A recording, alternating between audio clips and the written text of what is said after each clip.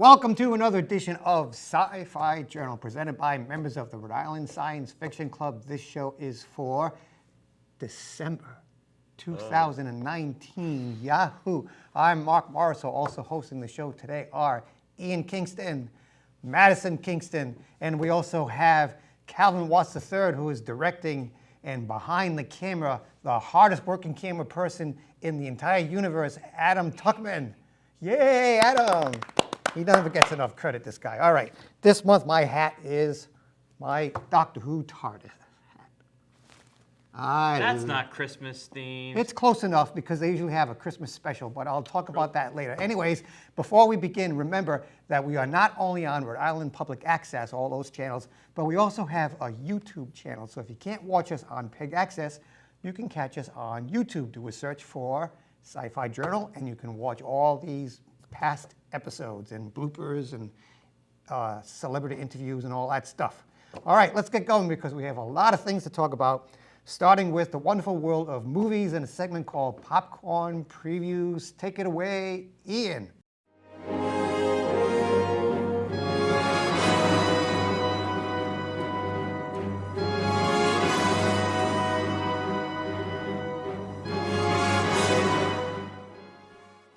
We've got a couple of pretty cool movies to review this time. They're not your typical run-of-the-mill of like big name movies, let's put it that way, but they both look pretty darn good. The first one we've got here is The Invisible Man, based off of the book by H.G. Wells with a more modern spin on it. It goes, when Cecilia's abusive ex takes his own life and leaves her a fortune of $5 million, she suspects his death was actually a hoax, as a series of coincidences turn lethal. She works to prove that she is being hunted by someone that nobody can see. Let's take a look at this one. As the attorney representing Adrian's trust, I'm required to read a prepared statement. Cecilia, although our relationship was far from perfect, I thought that you would talk to me rather than run away. Are you okay? What happened to him? He cut his wrist. Per his final wishes, you're getting $5 million. Contingent, of course, on the fine print. He can't be ruled to be mentally incompetent. It just doesn't make any sense. What? Adrian wouldn't kill himself. Listen, you're getting your freedom back, okay? Don't let him haunt you. Hello?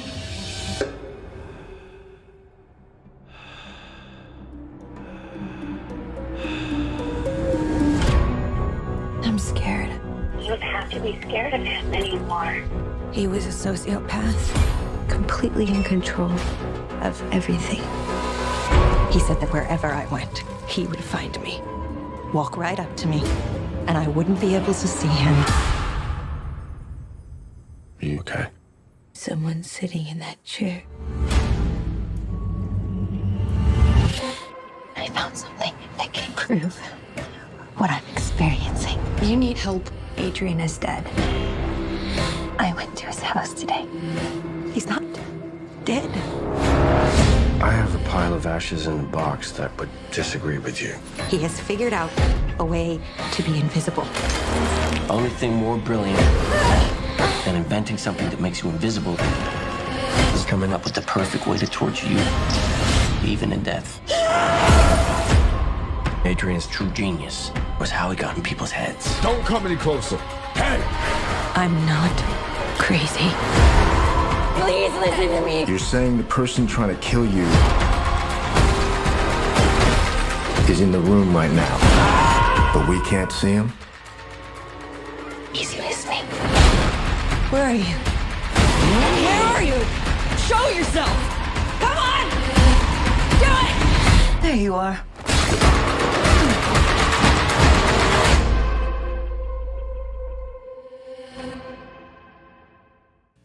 Now, this is supposed to be the beginning of the relaunch of the Universal Monsters series. That's what they're pretty hoping to cool. do, which is pretty neat. I like the way they're doing this, like a psychological thriller version of The Invisible Man. They're saying it's like a modern day gaslighting using monster movies as Yes. the backdrop, which is pretty Yep. freaking cool. Yeah, I'm looking forward to this.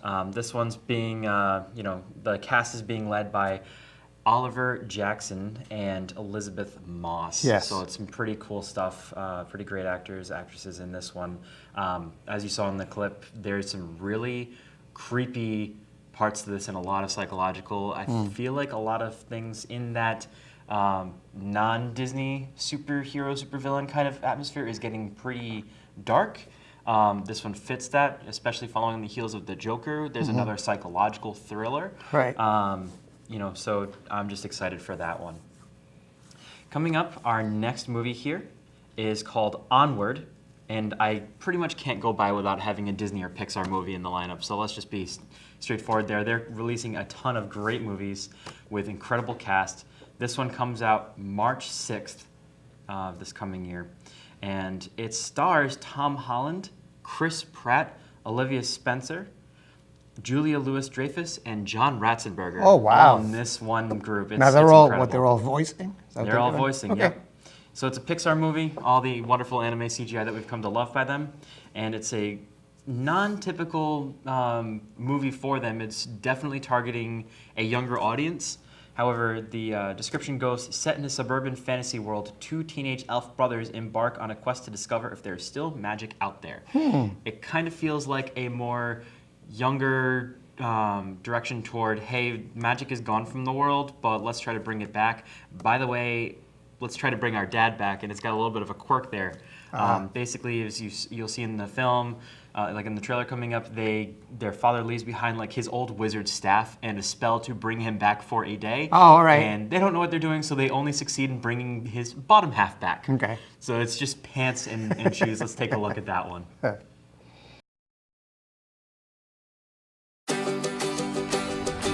In times of old, the world was full of wonder and magic. But times change. I'm a mighty warrior! Morning, Mom. Hey, birthday boy. By the laws of yore, I must dub thee a man today. Kneel before me. That's okay. I have a gift from your dad. He just said to give you this when you were both over 16. No way! It's a wizard staff. Dad was a wizard. What? Your dad was an accountant. This spell brings him back. For one whole day, Dad will be back. What? Back like back to life? That's not possible. It is with this. I'm gonna meet Dad. Whoa, feet! It's getting harder to hold.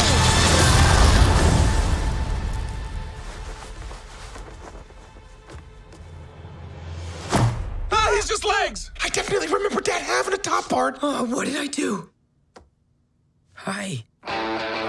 We only have 24 hours to bring the rest of him back. Until then, ta-da!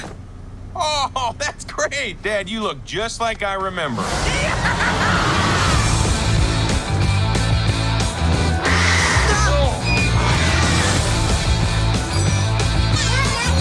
You got a problem, Shades?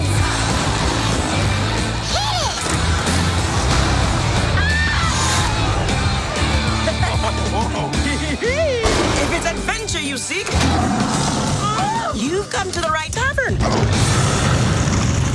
Oh, no. We might be out of gas. But it says we have a full tank. No, that doesn't work. Growth spell. We grow the can, and then the gas inside will grow with it. Elbows up. I'm trying to focus here. Focus. Holy, forget it. It worked! The can is huge! huge. And you're... Oh, no.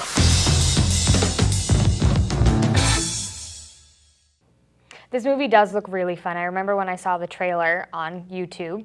Find Sci-Fi Journal on YouTube. YouTube? I said YouTube. Where you You can said find U2, and I was thinking about music for a second. Oh, okay. I got confused. YouTube, and I remember seeing the trailer, and it looks quirky, it looks fun. I think that kids can definitely relate to it. It has that typical modern kids on their cell phones kind of thing. I don't know, it had a really good vibe to it, so I'm excited to see how they play it out. And of course, the voice cast is incredible. Oh, yeah. It's going to be so much fun. So, moving on to our next segment here. We're going to be checking out Toob News with Marc Morisseau. That would be me. Is that 1 or 2 R's? I can never remember. It's 1 R and 2 S's. It is. Okay.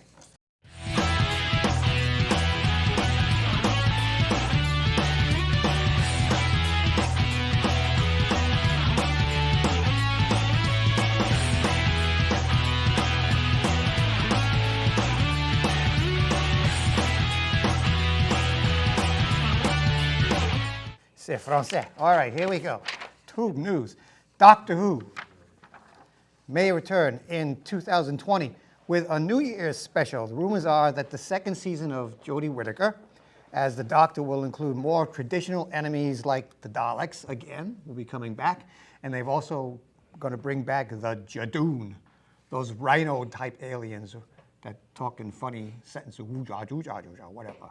Yeah, they're pretty cool. They're like the policemen of the universe type of thing. Is Jar Jar Binks among them? No. This is a million times better than anything Jar Jar would ever do. I'm sorry, you started saying Guja. I know. I started thinking of Star Wars there for a second. Okay, and also December marks the beginning of the CW's Crisis on Infinite Earths, so that'll have been started by the time you watch this show, starring all of the network's DC superhero shows. So Arrow and Flash and Legends of Tomorrow and all that stuff will be in it. The saga wraps up in January after the holidays. So beginning in December, get a couple of weeks of break, pick it up again in January. Cool. So if you like that stuff. This month also marks the season 4 premiere of The Expanse on Amazon Prime Video on December 13th. First 3 seasons ran on the Sci-Fi Channel. Then they dropped it, was picked up by Amazon Prime Video. Season 4 looks fantastic.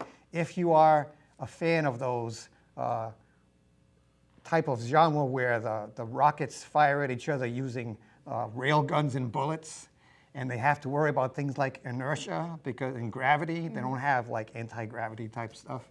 This is the program you want to watch. It's really well done. Good. Cool. Old-fashioned hardware type shows. It's cool. Can I get a pew pew? Pew pew. Pew pew. All right. So that's it for Expanse. Good show. I like it. And did you know, in a deal with Amazon, that Disney Plus will be available on all Fire TV devices and tablets, beginning when it launched back in November. So if you have a Fire TV or you have a tablet and stuff, you can get the app to watch Disney Plus. Cool. And as we're filming, I believe The Mandalorian starts a week from today. It does. Yep. Or a week That from should be yesterday, fun. maybe. It's pretty incredible. Yeah. And also, if you own those devices, you can get a free 7-day trial of Disney Plus on your Fire TV or Amazon tablet or whatever, which is pretty neat. That is really neat. Yeah, that's cool. All right. Now, most people know that I'm not a huge Harry Potter fan. I've seen all the movies. I've only read the first book. But for all intents and purposes, I am a Muggle. However, I am a huge fan of The Magicians, the Lev Grossman books. 3 books and 4 seasons on the Sci-Fi Channel. Season 5 of The Magicians starts in January as a mid-season replacement. They have not announced an official date yet. It usually runs on Friday evenings. But season 5 is going to be good because season 4, at the end of season 4, they lost a major, major character in that show. So the repercussions of that are going to show up in season 5. I like The Magicians. Is that the one where there's like the fake fantasy world that they go to and it's not what they really dreamed it to be? No, it's like a combination of Hogwarts, college student frat boy, combined with C.S. Lewis's Chronicles of Narnia. So they go back and forth to this world called Fillory. Yeah, that's the one I'm talking about. Yeah, It's a world that one of the main characters thought was a lot better than what it really is. Yeah, He's like greatly disappointed. Yes. But they're kings and queens in Fillory when they come back to Earth. They're ordinary people trying to make a living. And they have things like hedge witches, which are not official enrollees in the college, what they call breakbills. So they practice like street magic, that type of thing, but they can be kind of dangerous. So that's kind of cool. So it's really neat. So The Magician starts in January of 2020. Cool. All right, what else? If you are a fan of Neil Gaiman's The Sandman comic series on Vertigo, which unfortunately DC just quietly dropped from its lineup last month, that's being produced as a TV series on Netflix. Oh. Yep, Sandman. No release date yet, but the comic has so much source material. There were 75 issues that ran from 89 to 96 that Neil Gaiman, who's one of the executive producers of the show, has already been plotting out a second season. So if you're a big fan of Sandman, that Vertigo series, it will be on Netflix pretty soon. Awesome. Cool. Nice. And finally, the fifth and final season of NBC's Blind Spot, which is one of my favorite shows, starring Jamie Alexander, woman with all the tattoos on her body, and they have to decipher what it's all about. That will be held until the summer of 2020. We thought it was going to be showing up in February or March. NBC decided to wait until the summer, so it's going to be a summer 2020 series with only 13 episodes. Interesting. To wrap up. Maybe Jamie Alexander, after she finishes Blind Spot, will go back and have another role in the Marvel Cinematic Universe. That would be cool. That would be cool too. Okay. All right, so that's all I have this month for Toob News. Let's move on to books and board games with Maddy Kingston.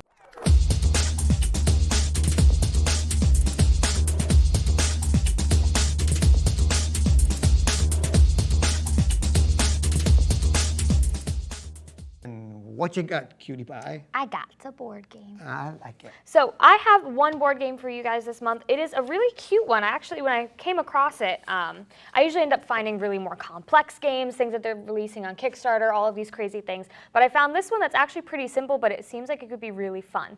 It's called Pictures. It's really simple. It's released by a combination of Rio Grande Games and PD Games and was created by Daniela and Christian Storr. And it's pretty simple. So how the game works is you have a box of images and your materials, and you pick out 16 images and lay them out on a table in front of you. You typically have about 5 players. What happens is each player simultaneously tries to copy a picture with one of 5 different materials that are provided to you. So you get building blocks, sticks and stones, icon cards, color cubes, and a rope. And so each player picks a different material each round, and you have to pick a picture without saying it and try and recreate it with those materials that you have right in front of you. Once everybody's done, then they have to try and guess which picture you tried to create.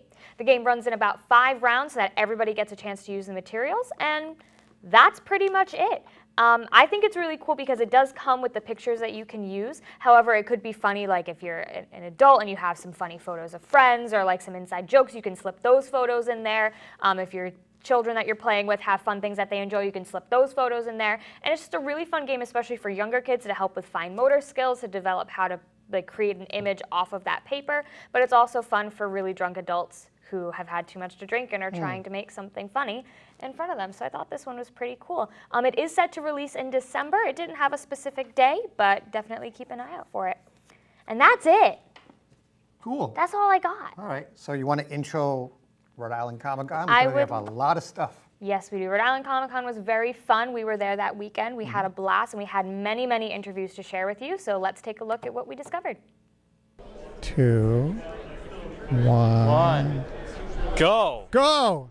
All right, we are at Rhode Island Comic Con 2019. This show's going to show in December. I'm Mark. Here is Maddie. And Ian. All right, and like I said, we're at Rhode Island Comic Con for Sci-Fi Journal. It's exciting, yeah. Yay. And during the show, you're also going to see Calvin Watts III, and you're going to see James Hinsey and Adam Tuckman, and our friend Kat might show up also. So what are you looking forward to the most for this year's convention? I don't know. I always just like the dealer's room. I like walking around, seeing all the local artists, getting to know a few new people, maybe picking up some cool stuff. That's just me. Okay, Ian.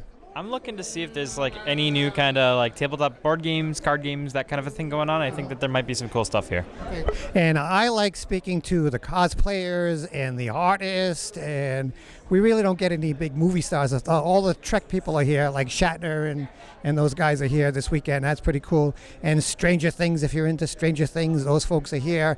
And if you're into National Lampoon, Chevy Chase is supposedly here this weekend also. So we don't do all that stuff, but it's still pretty cool. So we're going to check out a whole bunch of segments for you at Rhode Island Comic Con 2019. Okay, let's go. So as you know, we have a wide variety of artists here at Rhode Island Comic Con, which we love to introduce you to. So we are here at PixelWho with Nathan. Hi, Nathan. Hey, how's it going? Pretty good. So if you want to just give us a little rundown on what exactly you make. Oh, sure. Well, we do original 8-bit art, mostly related to Doctor Who, but also some other fandoms. We build it all square by square, like classic video game sprites and that kind of thing. Our Doctor Who stuff is actually official with the BBC. We worked on their mobile game, Doctor Who Legacy. And we have a lot of fun doing it. That's awesome. So what got you into this? What made you say, you know what, this is what I want to do as my career? As a kid, I'd always wanted to do kind of a visual catalog of Doctor Who characters, but drawing them all would have been very time-consuming. So when 8-bit started coming back with the advent of Minecraft, a light bulb went off in my head. I go, well, what if I could simplify them all down to just, the real basic constituents and build them all out of pixels? And that's kind of where things started. We've been doing it for 8 years now. Wow, that's fantastic. Well, you have phenomenal work. I wish you all success here, and let's see what else we have at Rhode Island Comic Con. I'm with Christa Carmen, correct? From the Association of Rhode Island Authors. They have a table set up here every year. Local Rhode Island authors. You should go online and check out their stuff. Hi, good morning. Good morning. Welcome to Rhode Island Comic Con. Thank you. Thank you for having me on your show. Now, tell us a little bit about your writing, about your books. Of course, I write predominantly horror, but also some dark fantasy, science fiction. This past year, I had my debut short story collection come out. It's called Something Borrowed, Something Blood-Soaked. It actually won the Indie Horror Book Award for the best debut collection. And I also have a ton of different horror anthologies that I have like a story or two in as well. I'm here at Comic-Con with Aria.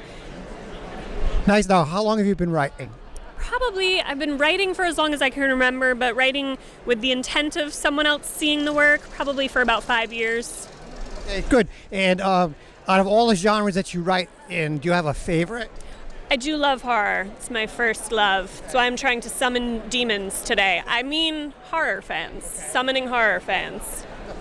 Sounds good. Now, I understand you folks are going to be, isn't there a big book selling in December? We have there we go. 7th annual Rhode Island Author Expo. Oh, that's cool. I can give you one of these cards if you want to add any of the information afterwards. It's on December 7th. Mm-hmm. Okay, now this... Tons of the local Rhode Island authors will be there.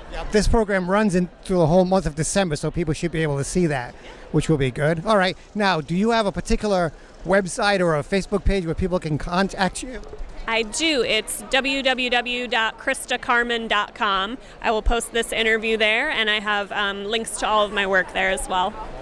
Very good. Well, good luck this weekend at Rhode Island Comic Con. Thank you very much. Thank you. Thank you. All right. All right, well, this is Ian. I'm here at Rhode Island Comic Con 2019. I'm here with Extra Life, or an organization that works with local children's hospitals across the country and other countries. They're trying to develop throughout the UK. They're in Canada. It's a pretty remarkable organization. I'm here with Ray and Nate. Just going to see what's going on. So do you want to just tell me a little bit about Extra Life, what you guys look to accomplish, a little bit more about it than my overview? Sure. So Extra Life is completely nonprofit.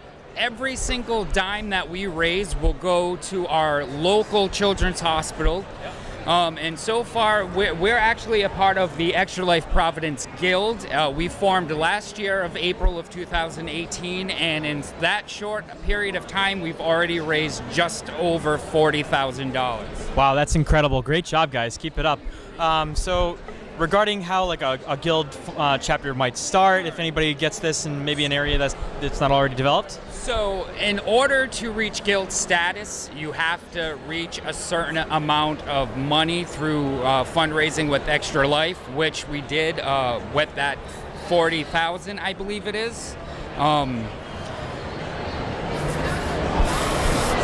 Yeah, it's 40,000 in order to make guild status. So we're relatively new. We're a smaller guild. Obviously, it's Rhode Island.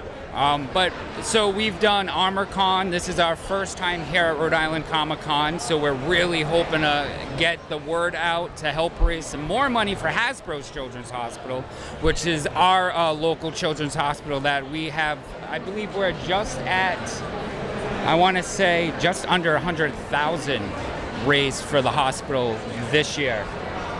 Right. Wow, that's incredible. So regarding Extra Life, do you have to just play video games, or what's involved there? Absolutely not. You don't have to just play video games, any type of game. You want to play rock, paper, scissors, go right ahead. Uno, Go Fish, War, as long as it's, any type of game.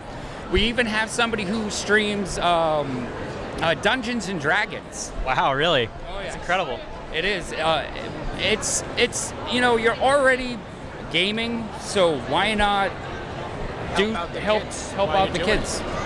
So if people wanted to get in touch with you, maybe join the guilds, what do they have to do? What steps do they have to take? Right, so what you would want to do is you want to go to extralife.org, and from there you can put in your area code, so it will take you to your local guild. You can either join them or you can start your own team. You'll get your own personalized link. And as you raise money, you can, unlock rewards, like anywhere from a t-shirt, phone cases, even a G Fuel tumbler with different flavored G Fuel, which is like an energy drink. But mainly, you just want to join just to raise money. 100% of the proceeds go directly to the hospital. It's completely nonprofit. So Extra Life does not make a single dime off of any of the money raised through the fundraising. So who would have thought you can actually play games and help out the community at the same time? Why not? Check it out, give it a shot, and let's see what else we got going on at Rhode Island Comic Con. Thanks so much, Ray. Nate, pleasure talking with you. Really appreciate it. Any way we can get the name out, we take the opportunity, because we're really passionate about this. I know me and him, he got me into it. He said, come to me to the meeting, and I fell in love with it. I fell in love with helping children. I love helping people. I actually work as a CNA, so I love helping people at my job. Anywhere I can, it's fulfilling. It really is, to help the kids, and I'm knocking over stuff. It's all good. It's all good. We also do a tabletop gaming stream once a year with a few of the guild members, and we play tabletop games, various games. People can watch and donate if they want, and it's on Mixer. On our Mixer channel, it's Extra Life at Mixer.com. So people can tune in and watch us when we do our yearly stream, and they can donate, laugh at our silly jokes, and just have a great time with us. Yeah, definitely. So check out Extra Life Prov on Mixer, and like I said, let's check on what's going on around Rhode Island Comic Con. Hey, James here at Rhode Island Comic Con.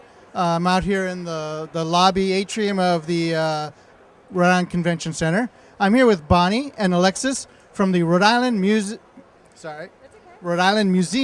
of Science and Art. So tell me about RIMoSA. Thanks so much. So we started in 2010, actually, as a museum without walls. We came about because we saw that there was a lack of stuff for Rhode Islanders who had essentially graduated from Children's Museum, but still wanted to experience fun and creative things. In particular, we like to say we were STEAM before STEAM was cool. Yeah. We always saw the connection between science and art. We were designed to foster the traits that artists and scientists share, which is the ability to be observant, to be curious, to experiment, and to communicate. So yeah. And then, so how you came here to Rhode Island Comic Con? This is your first year here. This is the first year here. I was thinking of a way, since we are new, to try to get local people and local Southern New Englanders to know about RIMoSA, and also to sort of connect the sci-fi world with science and art, because it is connected, to sort of bring the two worlds together and, share a common experience. That's awesome. I'm a big science geek. I went to college for science. I don't work as a scientist, but that's okay. Me too. Yeah. I was trained as a research scientist as well, but it didn't stick. Yeah. So where are you guys located now?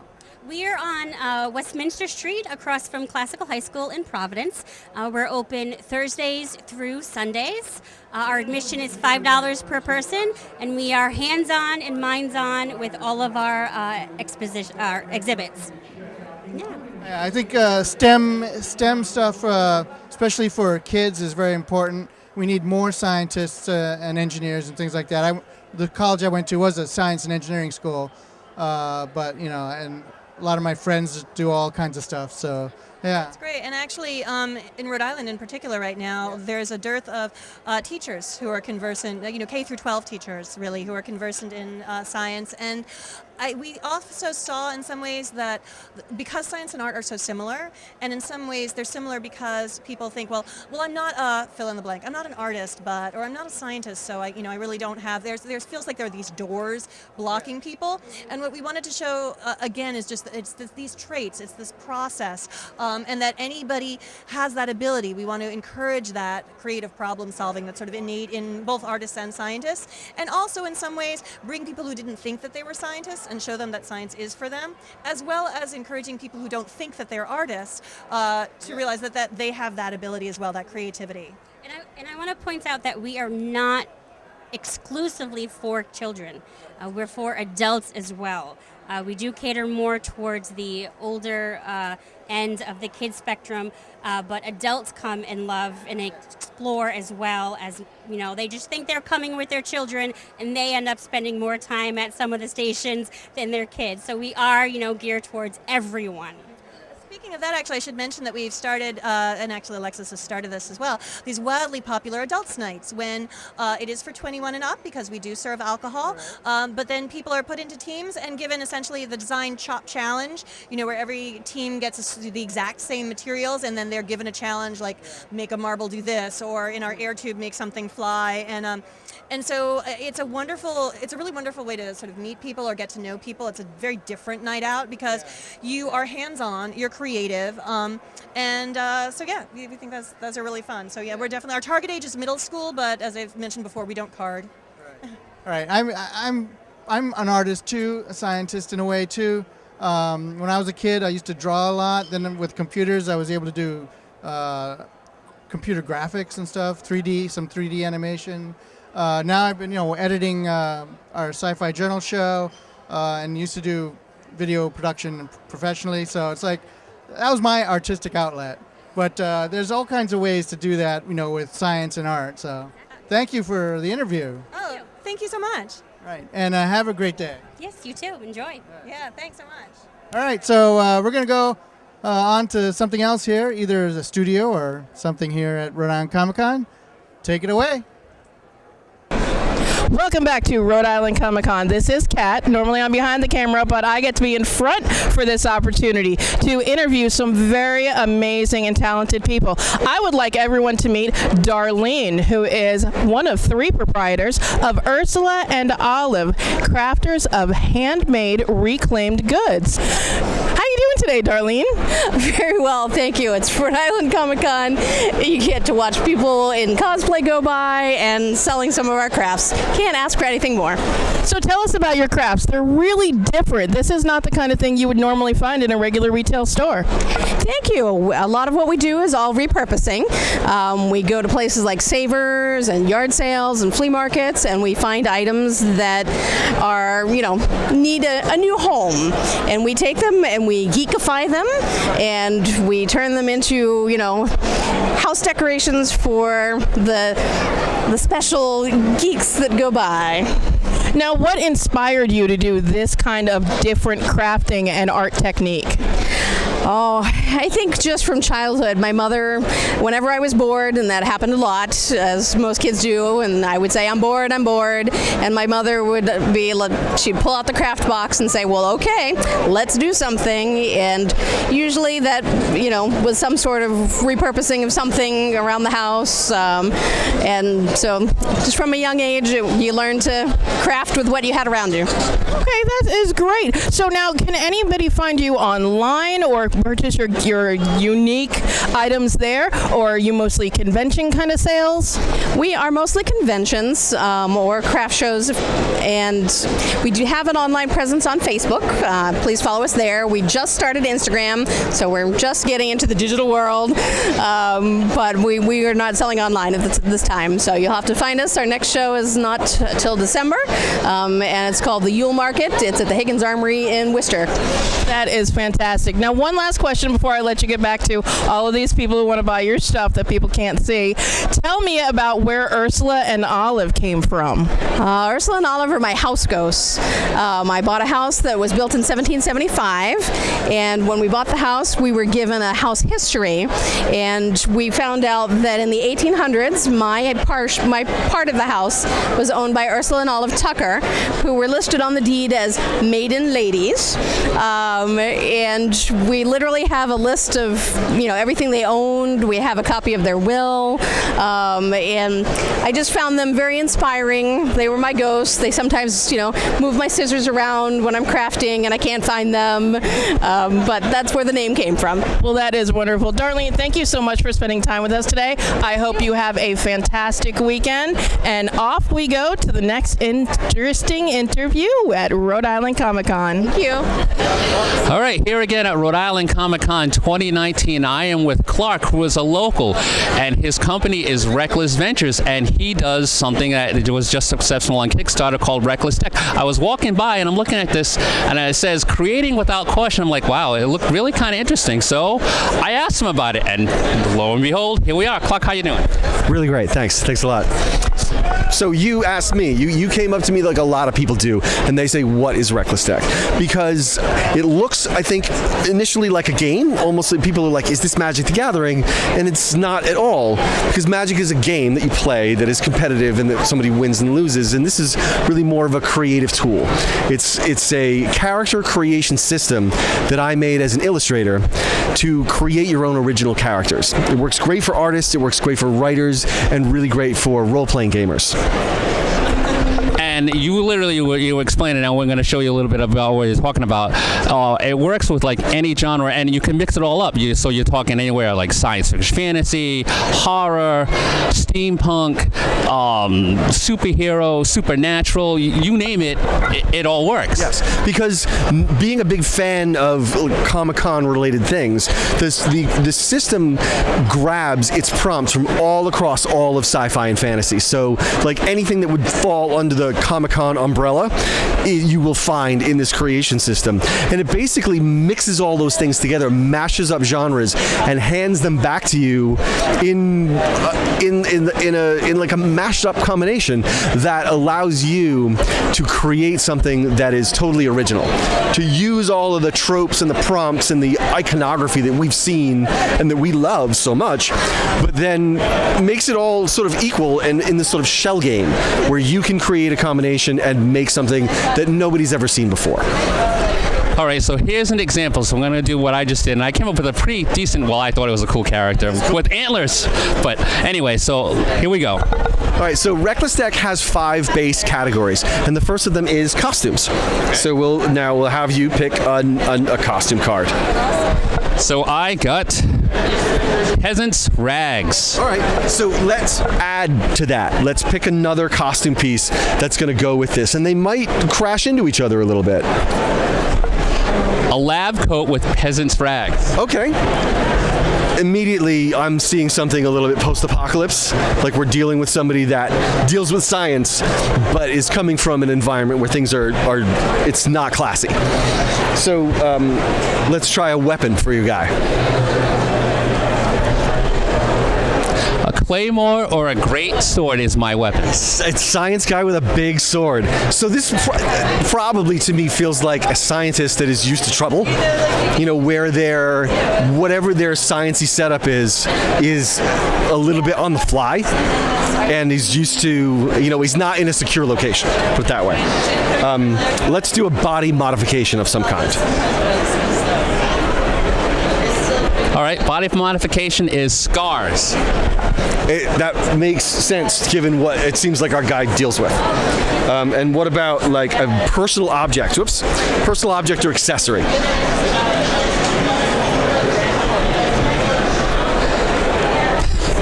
right, so my accessory is a holographic HUD, a heads-up display. So again, like I feel like it lives in a. Well, actually, let me shut up. Tell me what you did a great interpretation of what you saw the last time. What's this coming together for you as? A post-apocalyptic setting would be the first thing that would come to my mind. Yeah. However, going back into, I was a big fan of Iron Man when I was growing up younger, and there was a storyline where he got transported back into the realm of King Arthur. So King Arthur's time. Yeah. So he was like totally out of his element, and that would actually kind of fit in something like that. So that's kind of really what popped into my head. That's great. One of the things I love about the system is, people say, oh, it's random.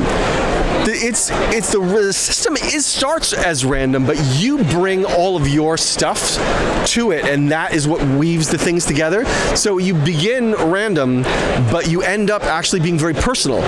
Like the fact that you brought that old Iron Man story back into it, and you weaved everything together using that personal story of yours, makes this character so your own.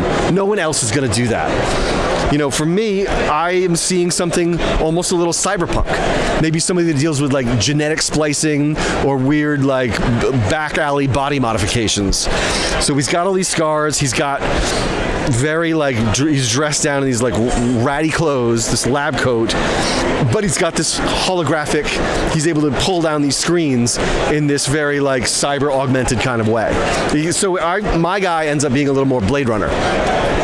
And a really cool thing about this is that you could plug this character into almost any type of game, any type of situation. Yes, I feel like this system, for me, does two things very well, which the first is, if you're creatively blocked, which I hate, if you're a guy that's like, or a girl or a person who says, what do I draw? What do I do? I've got 20 minutes. What can I make happen here creatively? You can burn those 20 minutes just trying to think of where your starting point is. And that was happening to me enough to where I wanted a system that was going to immediately get me on the page. So this will get you moving instantly. And if being creatively blocked isn't your problem, every artist, no matter how prolific and creative you are, you have a go-to well. You've got a wheelhouse. And this will put you outside of your wheelhouse and get you dealing with unfamiliar ideas, unfamiliar materials. So it's going to challenge you and stretch you beyond what your current capabilities are. And literally the possibilities are endless because, like you said, you're pulling from every type of genre there is out there and just having it mix in. Now, you also have worked expansion packs into that, so talk a little bit about that. Oh, yeah. So we've got a Volume 1 and a Volume 2, and the genre mashup is very steeped in those two decks.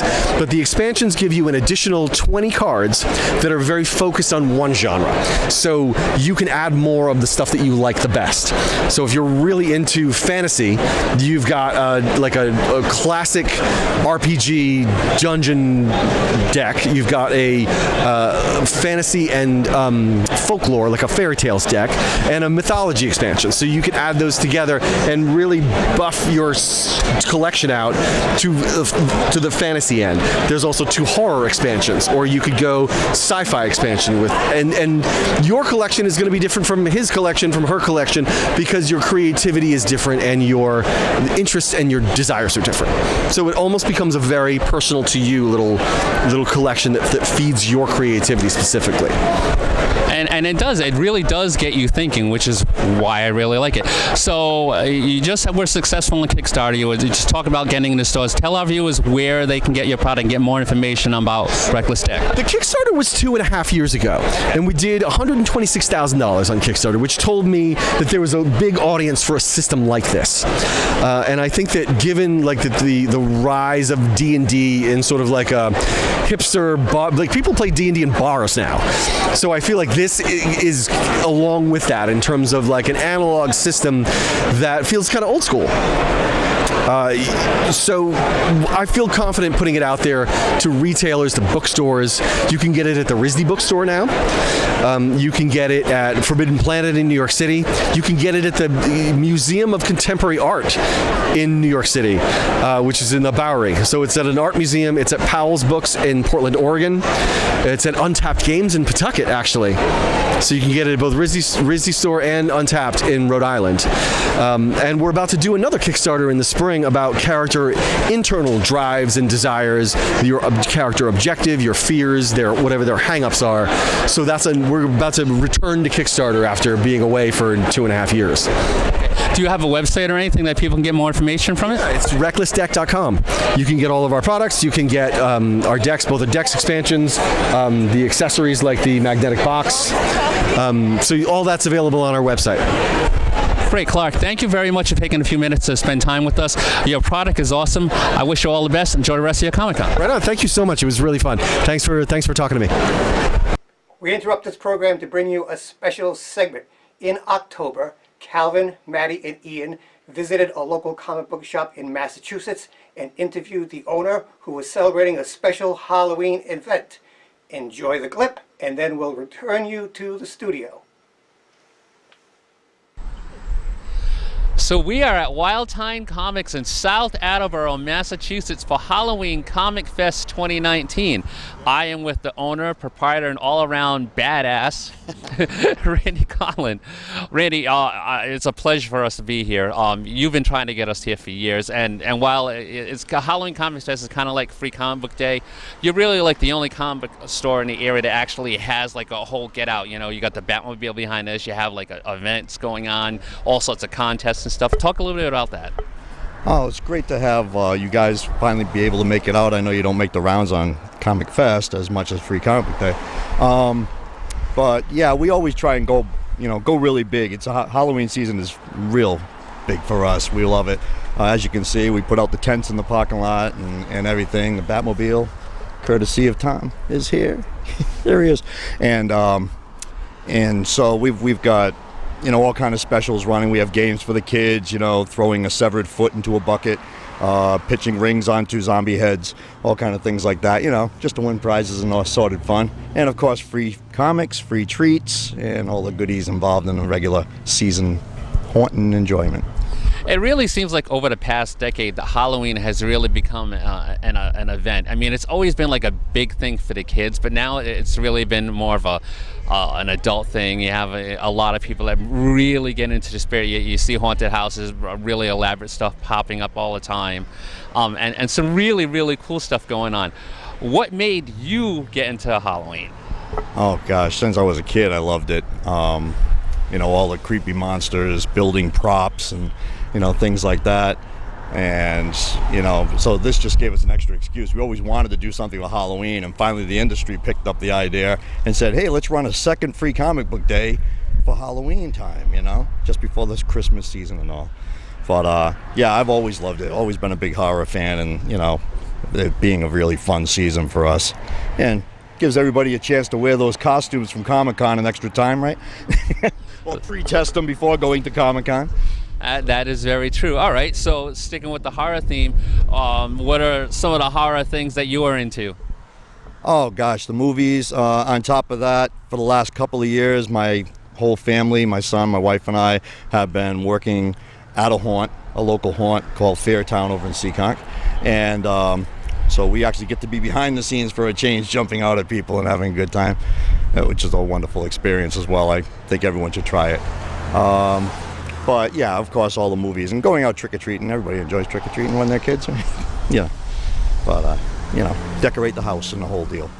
So I know you can't, if you're seeing this now, you won't make it here for 2019, but I'm pretty sure you're going to be here for 2020, and there's Free Comic Book Day.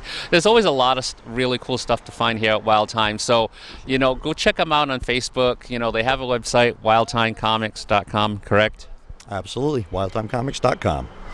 So, and thank you so much for having us here. It's always a pleasure. We go back a long way, you and I. We're getting old, man. Thank you so much, and enjoy the rest of your day. Thank you. Take care. All right. Also, in the last episode of the year, we like to pay attention to those celebrities and other people involved in science fiction, fantasy, horror, entertainment industry who have passed away this particular year. So let's take a look at In Memoriam for 2019.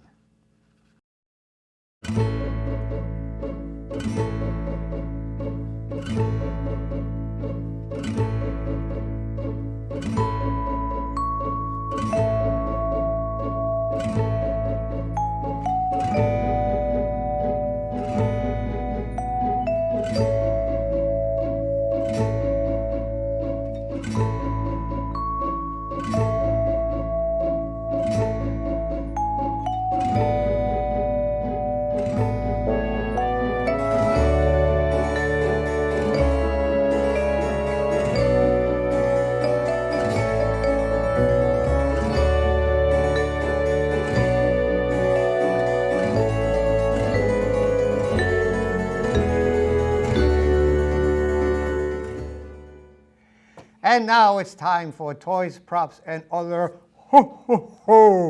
stuff, where we talk about the wonderful world of collectibles.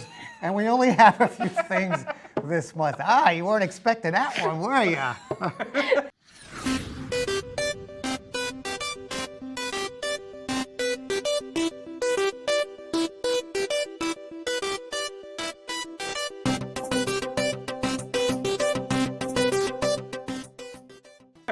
Go ahead. Let's see what's up first. So we've got The Call of Cthulhu, which is basically a Dr. Seuss-inspired book about the Call of Cthulhu by, and I'm forgetting the name, one sec, by R.J. Ivankovich. It's big enough on the bottom.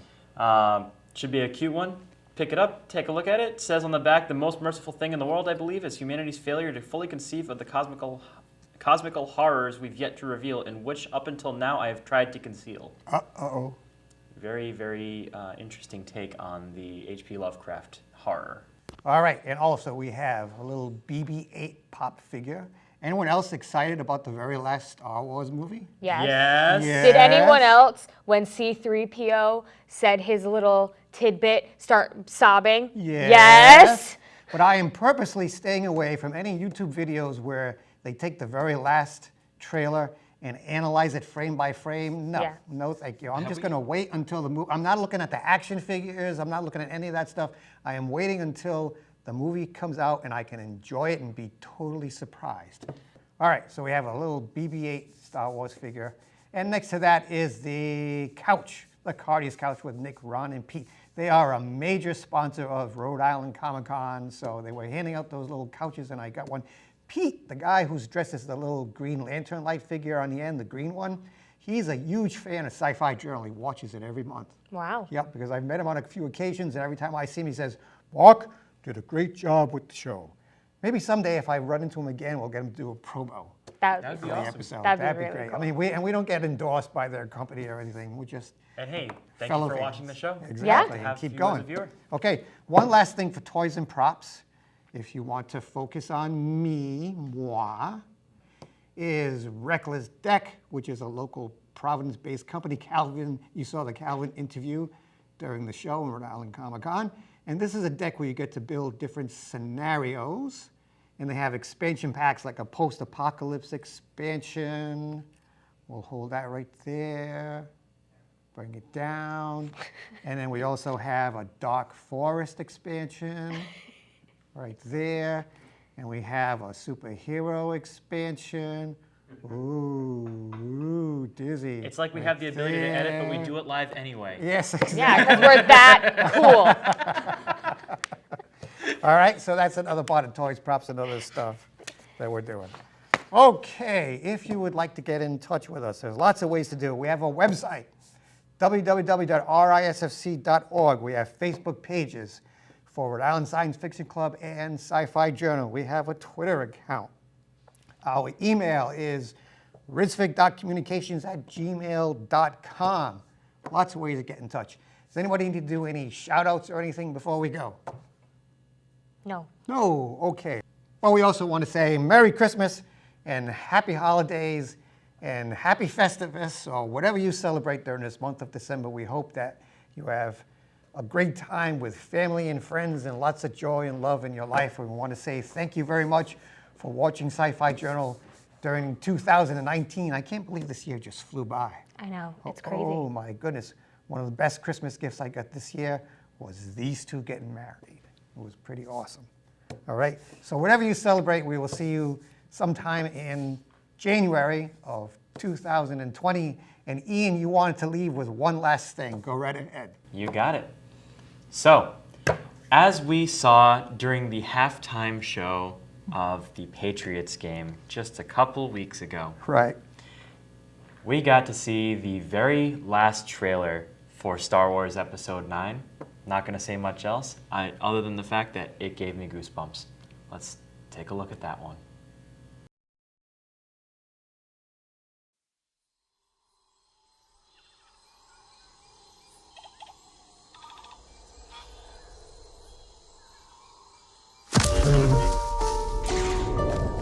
It's an instinct.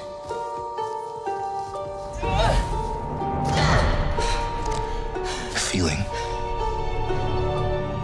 The Force brought us together.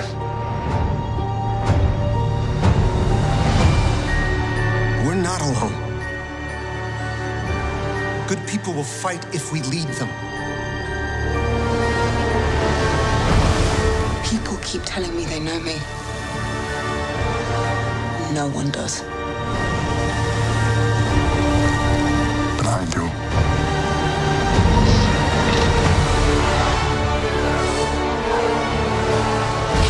Long have I waited. And now you're coming together.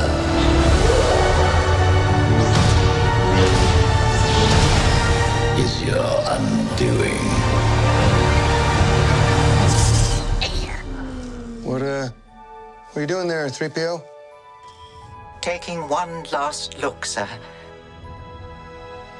At my friends.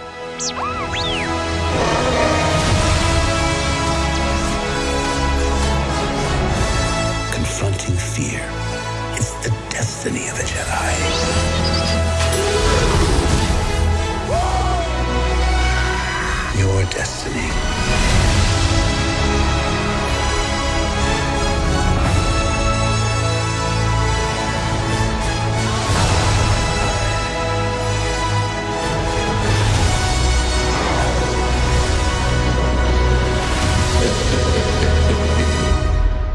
The Force will be with you. Always.